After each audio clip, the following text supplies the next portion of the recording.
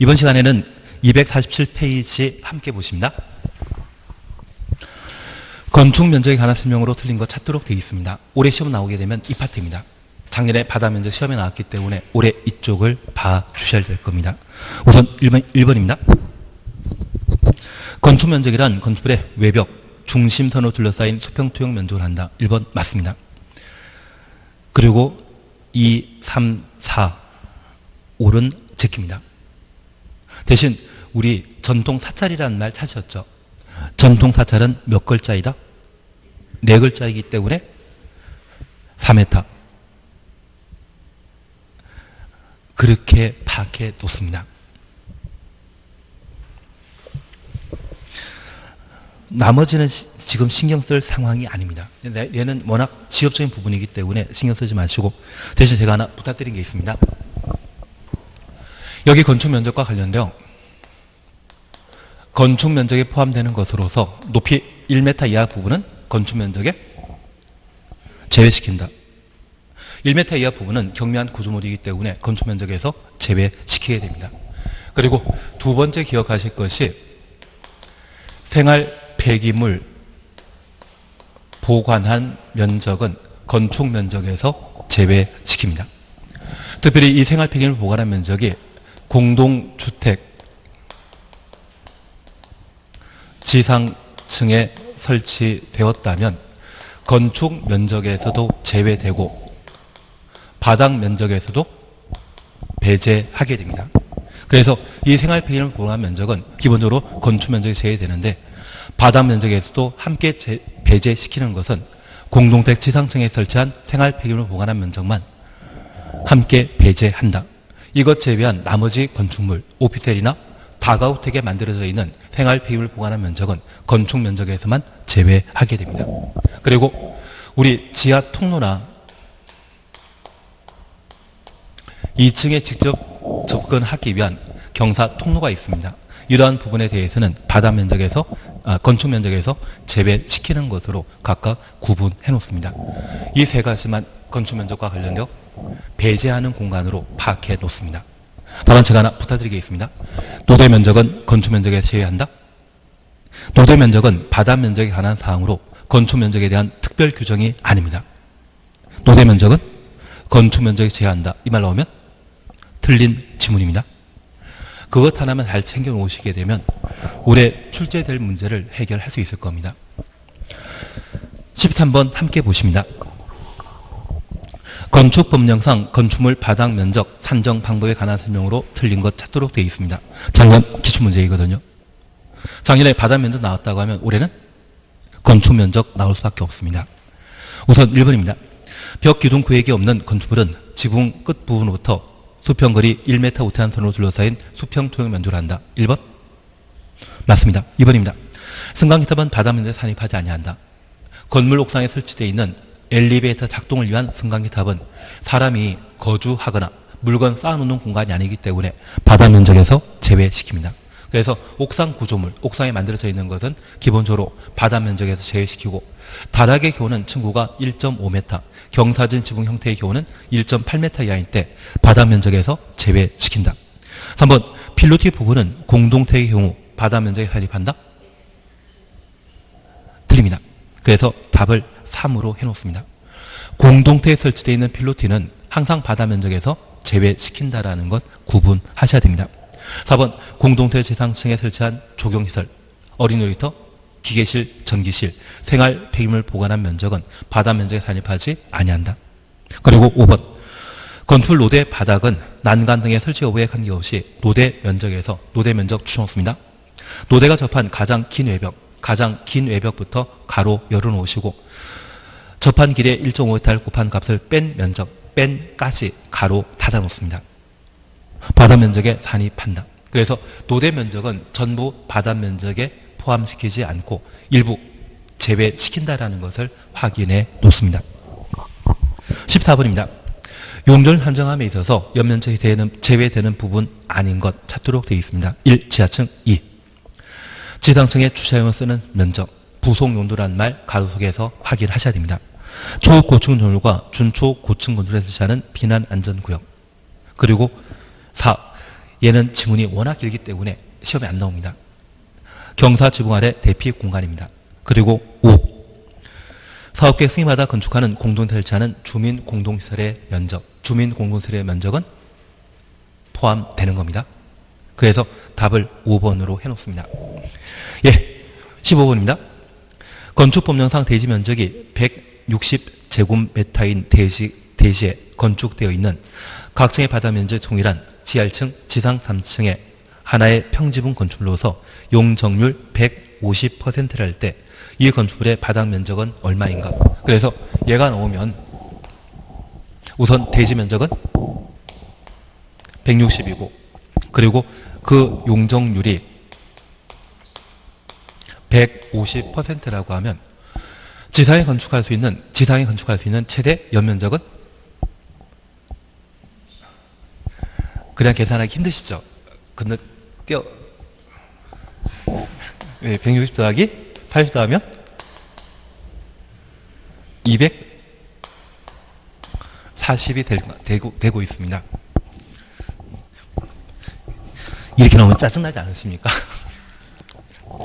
예, 그리고 지하 1층, 그리고 지상 3개층이 모두 동일한 바닥 면적을 가지게 된다고 하면 우리가 기억하실 것은 용적률 산정 시의 연면적에는 지하층은 포함한다, 제외시킵니다. 결국 240은 지상 3개층의 바닥 면적 합을 의미하게 되고 각 층의 바닥 면적은 83, 24. 그래서 80씩 되게 될 겁니다. 답을 3번으로. 그래서 지금 15번에 관한 문제는 한번 직접 풀어봐 주셔야 됩니다. 15번은 직접 풀어봐 주셔야 됩니다. 그리고 16번입니다. 용적률 얼마인가 찾도록 되어 있습니다. 얘도 나중에 직접 풀어보셔야 됩니다. 우선 1번은 대지 면적이 2천입니다. 그리고 지하 2개층은 용적률 한정 시에 연면적에서 포함한다, 제외시킵니다. 지하 1층 연면적에 포함한다, 제외시킵니다. 그리고 지상 1층은 필로티 구조로 전부를 부속 용도인 주차장으로 사용한다. 우리가 기억하시길 필로티 구조로서 동행, 주차에 사용하는 것은 바다 면적에서 제외시킵니다. 이 부분은 아예 연면적에서 제외된다라는 것 구분해 놓습니다. 그리고 지상 2층부터 7층까지 업무시설로 사용 중이고 각 층의 바다 면적이 800제곱미터면 제가 하나 주의할 게 있는데 만약 2층부터 7층까지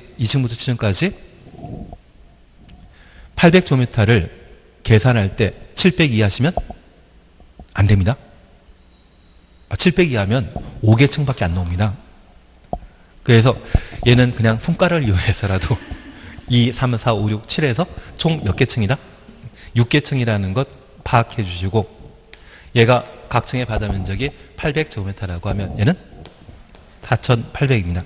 그래서 대지 면적이 2,000인 상태에서 용적률 구하라고 하면 얘는 240%가 되게 됩니다. 답은 1번으로. 나는 용적률 계산 공식 기억하고 있다, 기억 못한다. 용적률은 대지 면적에 대한 지상층의 연면적의 비율이라는 것 구분해 주셔야 됩니다. 자주 시험에 나오기 때문에 한번 확인하셔야 될 겁니다. 그리고 17번입니다. 다음은 다수의 주택입니다. 다수의 주택은 공동주택이라는 것 기억해 주셔야 됩니다. 2층, 3층은 주거 전용 공간으로 사용하고 지붕이 형사진 형태의 다락 높이는 1.7m이다. 그러면 이 다락의 층고가 1.7m라고 하면 바다 면적에 포함한다, 제외시킨다. 제외시키는 겁니다. 대지 면적은 200제곱미터에 건폐율 용적률 각각 250% 할 때 증축 가능한 최대 면적, 증축 가능한 최대 면적 찾으라고 하면 얘는 연면적 찾으라는 이야기입니다. 그러면 다시 용적률은 대지 면적에 대한 지상층의 연면적 비율을 용적률이라 하고 지문에 제시된 것은 대지 면적이 200제곱미터입니다. 지문에 제시된 것은 200제곱미터이고 이제 지상층의 연면적만 구하면 되죠. 우선 1층은 필로티 구조로서 일부 주차장, 일부 주민 공동시설로 사용하고 있습니다. 필로티 구조에 공동주택에 설치된 것은 바다 면적에서 필로티 구조로 공동태 설치한 필로티는 바다 면적에서 제외. 주차장만 제외되는 것이 아니라 주민 공동 다세대택은 공동택입니다. 일단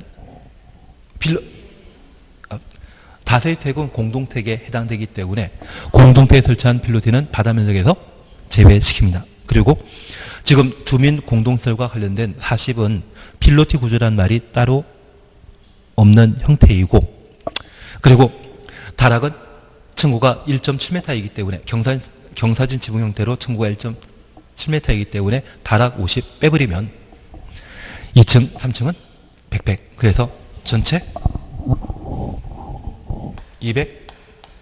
240입니다. 그리고 이 용적률이 200%라고 하면 대지 면적의 몇 배까지? 2배까지 건축할 수 있거든요. 그래서 최대 건축 가능한 연면적은 400인데 이미 만들어 놓은 것이 240이기 때문에 향후 증축 가능한 공간은 160이 되게 됩니다. 그래서 답은 4번이 되게 됩니다. 나는 이 계산 문제 풀 수 있다, 풀 수 없겠다. 풀어야 됩니다. 푸셔야 됩니다. 올해 시험 나오게 되면 이런 패턴이 되게 될 겁니다. 그리고 18번입니다. 다음과 같이 대지 면적이 1000제곱미터인 토지에 1000제곱미터인 대지에 지하 1층, 지상 4층의 건물이 있다. 이 토지에 허용되는 용적률이 400%라고 하면 현재 상태에서 증축 가능한 최대 면적은 얼마인가? 그래서 현재 대지 면적이 1000이고 용적률 400%라고 하면 이 대지에 지상층에 건축할 수 있는 최대 연면적은 대지 면적에 대한 4배. 얼마입니까? 4000제곱미터입니다. 지하층은 신경 쓴다, 안 쓴다? 안 씁니다.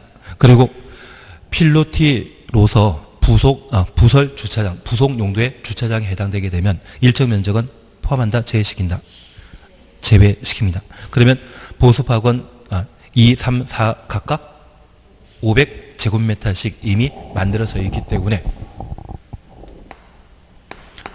1500 지상층에 존재하기 때문에 향후 증축 가능한 연면적은 2500 되게 됩니다. 계산할 수 있다. 그러면 저는 마음 편해도 되죠. 마음 편하게 하겠습니다. 예, 19번입니다. 건축의 층수와 높이에 관한 설명을 드린 것 찾도록 되어 있습니다. 1번입니다. 건축물의 지하층은 층수에 산입하지 아니하며 건축물 부분에 따라 층수를 달리하는 경우 평균한 층수를 건축물 층수로 한다. 1번 맞다, 틀리다. 1번 맞다, 틀리다. 틀리다. 지하층은 층수에 산입하지 않는 건 맞습니다.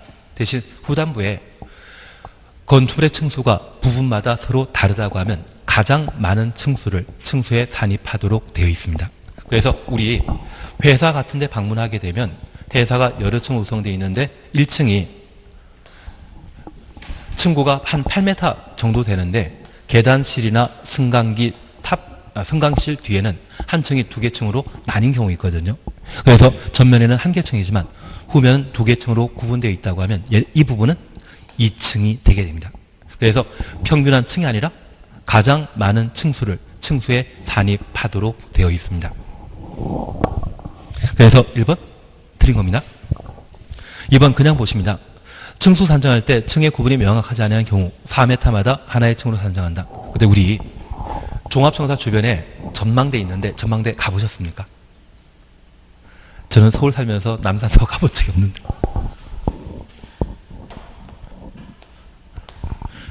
그러면 우리 전망탑 이르는 부분에 1층에 매표소가 있고 꼭대기 층에 전망탑이 있다고 하면 이 통로는 층의 구분이 없는 경우가 있거든요. 만약 이런 부분이 있다고 하면 3m를 한 개 층으로 보자. 취지 이해시겠습니까?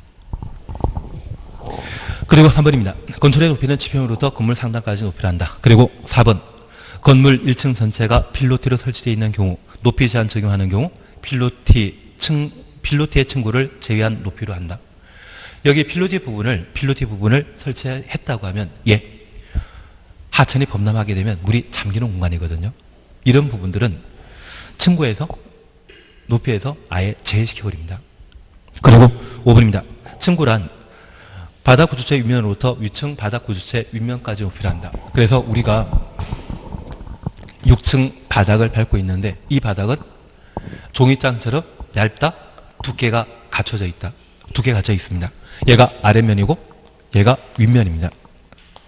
그리고 7층 올라가게 되면 발을 올려놓는 이 부분이 바닥 윗면이고 얘가 아랫면이거든요. 그래서 층고는 바닥 윗면으로부터 위층 바닥 윗면까지의 높이를 층고로 합니다. 그래서 이 부분은 윗면이다 아랫면이다.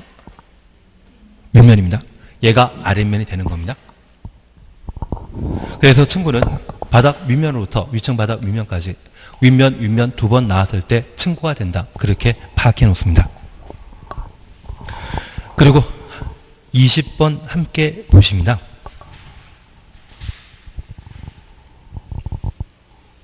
1번 그냥 지나가신다. 1번 필요 없습니다. 2번 잠깐 보십니다. 건축 면적은 원칙으로 건축의 외벽, 중심선으로 둘러싸인 투영 면도를 한다. 2번 맞다 틀리다. 외벽, 중심선 나오면 건축 면적. 각 층의 벽 또는 기둥, 구획 중심 나오면 바닥 면적. 3번 제키십니다. 바닥 면적은 그 건축물의 각 층 또는 그 일부로서 벽, 기둥, 그 밖에 위와 비슷한 구획 중심으로 둘러싸인 수평 투영 면적을 한다. 맞습니다. 그 두 개만 봐놓습니다. 다른 거는 보지 마십시오. 보면 정신건강에 해롭습니다. 예, 그리고 253페이지 보시는데 다시 잠깐 얘만 보십니다.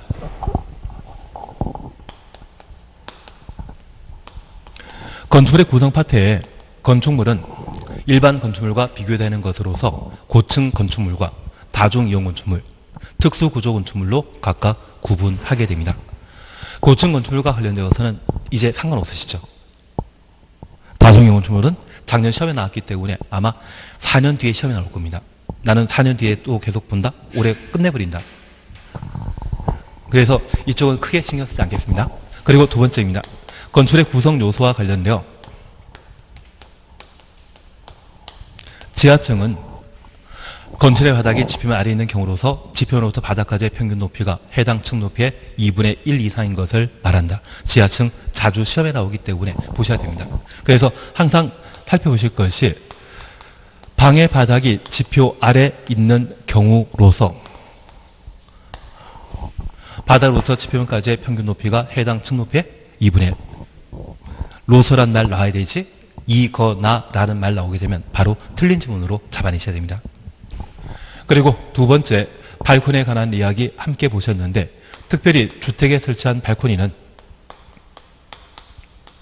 국토교통부 장관이 정하는 기준에 적합한 때 거실, 침실, 창고 용도로 사용할 수 있다. 그래서 공법상 각종 기준은 누가 정한다? 국토교통부 장관이 정한다라는 것 다시 한번 확인해 놓습니다. 주요 구조부와 부속 구조물 함께 보셨는데 환기구, 환기시설물이라는 말 보게 되면 얘는 부속 구조물입니다. 지하층 바닥은 주요 구조부 이다 아니다. 지하층 바닥은 주요 구조부 아니다. 그것 잡아내시는 게 필요합니다. 그리고 규모에 관한 사항들을 함께 보시면서 건축 면적에 관한 내용을 함께 보셨습니다. 외벽 중심선이라는 말, 외곽 기둥 중심선이라는 말 보게 되면 그것은 건축 면적에 관한 설명이고 이 건축 면적에도 예외 규정으로 공제에 관한 사항과 그리고 배제에 관한 사항을 각각 두게 됩니다. 여기 공제와 관련되어서는 기본적으로 하는 게 아니지만 우리 전통 사찰이라면 몇 글자? 4글자입니다. 그래서 우리 주변의 건물 살펴보게 되면 이 건물이 지붕이 있고 이런 건물이 갖춰지게 되면 하늘에 내려다보면 이 처마 부분까지도 건축 면적에 계산되게 되는데 전통 사찰의 경우는 기와 지붕으로 이 돌출된 처마 길이가 꽤 길게 확보되어 있습니다. 그래야만 햇빛을 제대로 가릴 수 있고 목 구조의 경우 부패하지 좀 않는다, 나무가 썩지 않는다고 합니다.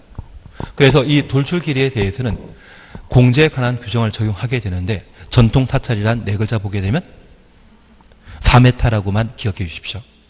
그리고 가끔 전기 충전소란 말을 보게 되면 그때는 2m라 보십니다. 전기 충전소가 가장 최근에 개정된 사항이기 때문에 우리 교재에도 다뤄지긴 했는데 아주 지엽적인 부분입니다. 사실 이것 시험에 나오면 한 20년에 한 번 나옵니다. 다만 작년에 바다 면적에 관한 특례 규정이 나왔기 때문에 전통 사찰은 4m이고 전기 충전소 이야기 나오면 2m로 기억해 놓는 겁니다. 그리고 배제에 관한 사항으로 지표면으로부터 높이 1m 이하의 부분은 건축 면적에서 제외시킨다라는 것 기억하시고, 모든 건축물의 쓰레기 분리수거 하기 위한 생활 폐기물 보관한 면적은 건축 면적에서 제외시킨다. 그리고 통로로 사용되는 부분이 있다면 그 부분은 건축 면적에서 제외시킵니다. 특히 우리 가끔 이마트 같은 데를 가보시다 보면 이마트에 주차장이 있지 않습니까?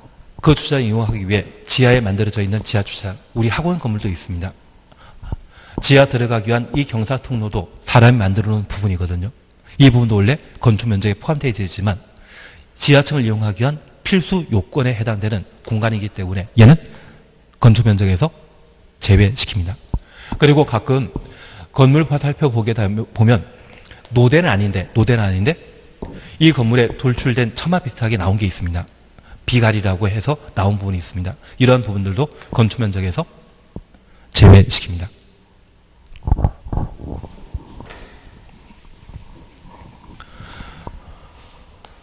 그리고 연면적에 관한 사항 함께 보시는데, 연면적은 하나의 건축물의 각 층의 바닥 면적 합계라는 거 기억하시고, 용적률 계산 시에 연면적에 제외되는 부분, 지하층, 지상층의 부속 용도의 주차장, 초고층건축물과 준초고층건축물의 피난안전구역은 용적률 산정 시에 연면적에서 제외시킵니다.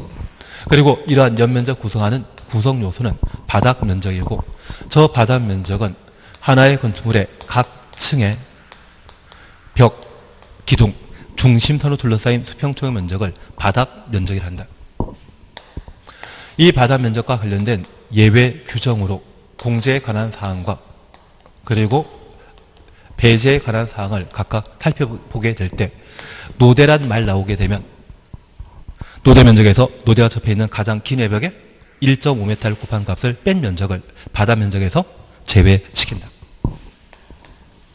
두 번째 공제와 관련되어서는 구획이 곤란한 건축물은 지붕 끝부분부터 1m 우태에 둘러싸인 수평통의 면적만 바닥 면적에 반영한다.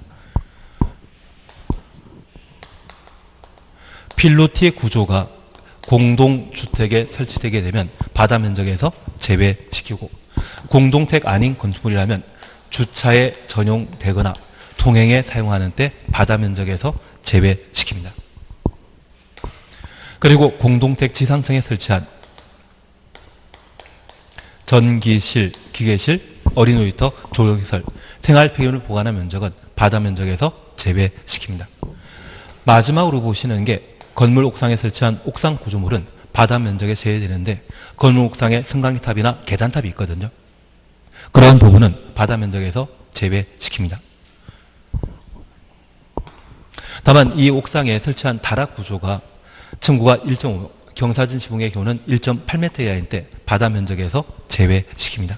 그래서 제일 먼저 해주실 것은 노대, 바닥 면적과 관계된 사항이고, 필로티, 공동 설치한 필로티의 경우는 용도에 관계없이 항상 바닥 면적에 제외된다. 공동체 지상층에 설치한 전기실, 기계실, 어린 놀이터, 조경시설, 생활 폐기물을 보관한 면적은 바닥 면적에서 제외시킨다. 그런 부분들을 각각 살펴놓습니다. 253페이지에 건축물의 건축 함께 보십니다. 저랑 내기 한번 해보시겠습니까? 여기에서 시험 문제 나온다. 시험 안 나온 해가 없습니다. 매년 나옵니다. 그래서 이 부분은 자주 보시는 게 필요합니다. 저도 오늘 해 나가면서 3번째 하고 있는 중이거든요. 해놔야만 하는 부분입니다. 눈에 자주 익혀주시는 게 필요합니다. 예, 253페이지에 사전 결정에 관한 좋은 이야기 있습니다. 잘 모릅니다. 다만 여기 사전 결정과 관련되어서는 딱 하나 확인해 놓습니다. 바로 3번입니다. 3번 보게 되면 사전 결정 신청자가 사전 결정 통지 받은 날부터 2년 이내 건축허가 신청하지 않으면 사전 결정 효력 상실한다. 그래서 2년부터 건축 허가 신청하지 아니하면 가로 해놓습니다. 그런데 우리 이 명칭 보게 되면 사전 결정이란 말 보게 되면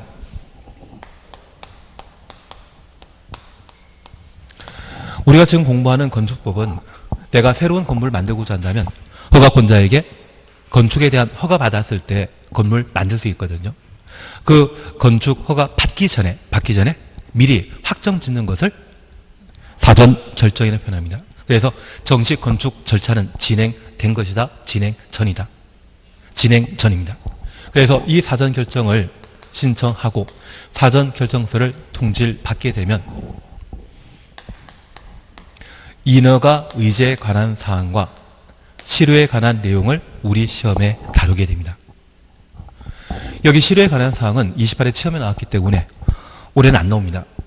시험에 내게 된다고 하면 의제에 관한 사항만 시험에 내게 될 겁니다. 그 중에 실효에 관한 사항으로 우리 방금 보셨듯이 사전 결정 통지 받으면 이 말은 건축할 수 있다. 그런 통지를 받았던 것을 말합니다. 그래서 우리가 알고 계시길 위락설을 만들기 위해서는 상업지역에 건축될 수 있는데 저 위락설을 만드는 자가 상업지역이 아닌 준주거지역에 땅을 확보하고 위락설을 만들겠다고 하면 허가받을 수 있다 없다? 없다. 위락설은 어디에만? 상업지역에만. 그런데 해당 토지 소유자가 상업지역에 땅을 가지고 있는 상태에서 위락설 건축 가능하 물어보면 허가권자가 건축 가능하다 답변을 해주게 됩니다. 그게 사전 결정 통지입니다. 그 사전 결정 통지 받게 되면 사전 결정 통지 받은 날부터 2년 이내 무엇? 착공입니까? 건축 허가 신청입니까? 건축 허가 신청하게 되면 그 사전 결정 효력이 계속 유지되지만 신청하지 않는다면 효력 상실한다. 그리고 의제에 관한 사항으로 얘만 하나 기억해 놓습니다. 국토의 계획 및 이용에 관한 법률에 따른 개발행 허가, 농지 전용 허가, 산지 전용 허가, 하천 점용 허가를 받은 것으로 의제하게 됩니다. 그래서 사전 결정 통지 받게 되면 4개 인허가를 처리된 것으로 인정받게 되는데 여기에 도로 점용 허가 없습니다. 도로 점용 허가 의제되지 않습니다. 하천 점용 허가 의제되는 것이지 도로 점용 허가 의제되지 않고 저 4가지에는 건축 허가는 의제된다 안 된다. 건축 허가는 따로 신청할 절차이지 의제되는 것 아닙니다. 이제 의제란 말 이해하시겠습니까? 내가 건축법에 따라 사전 결정 신청 한 번만 신청했는데 불구하고 그 답변서가 날라왔을 때 내가 신청해 본 적 없는 국계법에 의한 개발행 허가, 농지법에 의한 농지 전용 허가, 산지관리법에 따른 산지 전용 허가, 하천법에 따른 하천 점용 허가가 한 번에 처리된 것으로 인정되는 것을 의제라 표현하게 됩니다. 예, 그래서 얘는 이것 하나면 충분합니다. 2번 찾으셨죠? 28일 시험에 나왔던 건데 건축 허가 사전 결정에 관한 설명으로 틀린 것 찾도록 되어 있습니다. 1번 사전 결정할 수 있는 자는 건축 허가권자이다. 1번 맞습니다. 2번입니다. 사전 결정 신청 사항에 건축 허가 받기 위해 신청자 고려할 사항이 포함될 수 있다. 맞습니다. 3번입니다. 사전 결정 통지로서 국토의 계획 및 이용에 관한 법률에 따른 개발 행위 허가가 의제되는 경우 허가권자는 사전 결정에 앞서 관계 행정기관장과 협의해야 한다. 의제되는 인허가는 국토계획법에 따른 개발행 허가, 농지법에 따른 농지 전용 허가 등 산지관리법에 따른 산지 전용 허가, 하천법에 따른 하천 전용 허가 4가지가 의제되게 됩니다. 4번입니다. 사전 결정 신청자는 건축위원회 심의와 교통영향평가서의 검토를 동시에 신청할 수 있다. 그리고 5번입니다. 사전 결정 신청자는 사전 결정 통지 받은 날부터 2년 내 착공 신고하여야 하며 기간 내 착공 신고하지 않으면 사전 결정 효력은 상실한다. 2년 내 건축 허가 신청하도록 되어 있습니다. 그래서 어차피 얘가 시험에 나오게 되면 딱 2가지 가지고 시험에 내게 됩니다. 의제되는 사항은 개발행 허가, 농지 전용 허가, 산지 전용 허가, 하천 점용 허가까지만 의제되고 도로 점용 허가 의제되는 거 아닙니다. 건축 허가 의제되는 것 아니다. 그리고 실효와 관련되어서는 방금 확인하셨기 때문에 제가 크게 이야기 드리지 않지만 최근 시험 나왔다면 28일 시험에 나왔다고 하면 올해 나온다 안 나온다. 얘는 시험에 내게 되면 5년에 한 번 시험에 냅니다. 그래서 시험에 내게 되면 이 정도만 시험에 나온다 생각해 주십니다. 그리고 마지막으로 제가 하나 부탁드릴 게 있습니다. 우리가 2년 내 공사 착수한다. 이 말 보셨다고 하면 각종 공사 착수는 이 착입니다. 2년 나오면 바로 착공이란 말로 연결시켜 주는 게 필요합니다. 착공 이야기 나오면 앞에 뭐 나온다? 2년 나오는 게 원칙입니다. 그런데 우리 공법에는 1년 내 공사 착수하는 것, 3년 내 공사 착수하는 것, 5년 내 공사 착수하는 것, 이러한 세 가지 예외가 있습니다. 나중에 천천히 확인해 나가실 이야기지만 저 1년은 건축법상 건축 신고 한 자는 1년 내 공사 착수하도록 되어 있습니다. 그리고 공장에 대해 건축 허가받은 자는 3년 내 공사 착수하도록 되어 있습니다. 만약 공장이 아닌 일반 건물이라면 허가받은 날부터 2년 내 공사 착수하도록 되어 있는데 공장만큼은 얼마? 3년 내 공사 착수하도록 되어 있습니다. 그리고 5년은 주민이 입안 제한한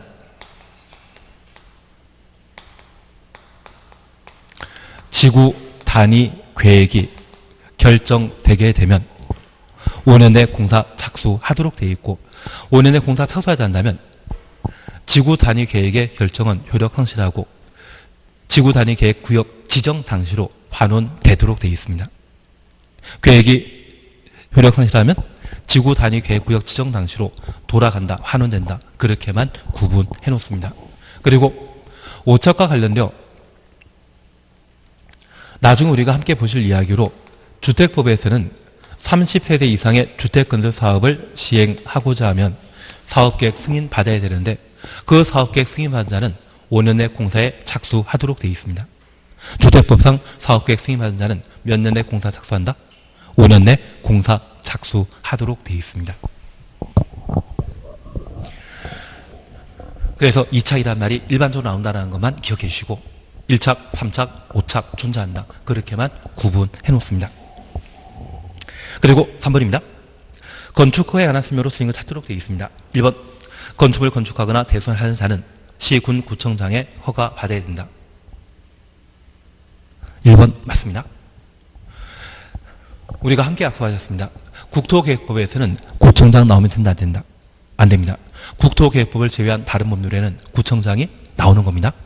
그리고 2번입니다. 층수가 21층 이상이거나 연면 하계가 10만 제곱미터 이상의 건축물을 특별시에 건축하고자 하는 경우 특별시장에게 건축 허가 받아야 된다. 1번, 2번 맞습니다. 대형 건물을 건축하고자 한다면 특광이 건축 허가권자 된다. 그렇게만 구분해 놓습니다. 3번 이의 경우 공장 창고의 경우는 구청장 허가 받아야 된다. 공장 창고는 특광의 건축 허가 대상에서 제외시키기 때문에 3번 맞는 질문입니다. 4번입니다. 자연환경 보호하기 위해 도지사가 지정 공부하는 구역에 연면적 합계가 1000제곱미터인 위락시설 건축하고자 하는 때 도지사의 건축 허가 받아야 된다. 도지사는 사전 승인권자이지 절대 건축 허가권자 아닙니다. 대신 이 4번이 올해는 출제될 가능성이 있습니다. 나중에 제가 다시 한번 정리해 드릴 겁니다. 그리고 5번입니다. 주거환경 보호하기에 필요하다 인정하는 곳에 도지사가 지정 공간 구역, 도지사가 지정 공간 구역 가로해 놓습니다. 도지사가 지정 공간 구역은 관할 관청이 누구이다? 우리 세종시의 관할 관청은 세종시장입니다. 대신 도지사가 지정 공간 구역이라면 누가 관할 관청이다? 지정한 자가 관할 관청입니다. 국토교통부 장관이 지정한 장소라고 하면 국토교통부 장관이 관할 관청입니다. 그래서 이 경우에는 누가 관할 관청이다? 도지사가 관할 관청이라는 것 구분해 놓습니다. 숙박시설 건축하고자 하는 자는 주거환경 보호하기 위한 곳에 숙박시설 건축하고자 하는 자는 시장군수에게 허가 받아야 된다. 시장군수의 허가 받도록 되어 있습니다. 다만 도지사에게 사전 승인 받도록 되어 있습니다. 대신 얘는 천천히 해나가십니다. 얘는 쉬었다 하실 겁니다. 왜냐하면 올해 얘를 봐줄 상황이기 때문에 끝나는 거는 한 30분이나 30분에 끝내도록 하겠습니다. 네?